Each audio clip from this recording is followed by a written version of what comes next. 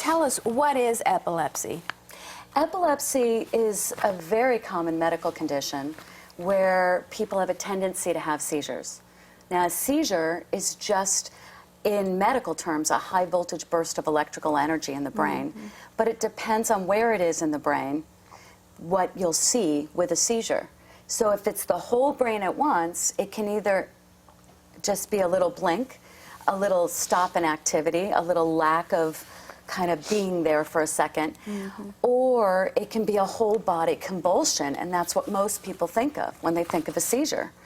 But there are other seizures. There's partial convulsions where one part of their body may move.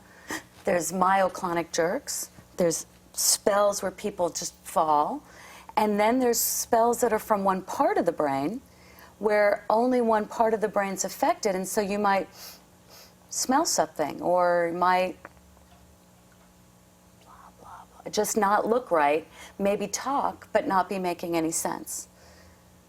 And so it's a complex disorder just because of all the different things the brain does.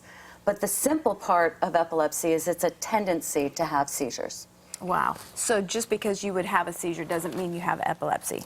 Perfect. Absolutely. You can have insulin and take too much, or have diabetes, take too much insulin, have a seizure.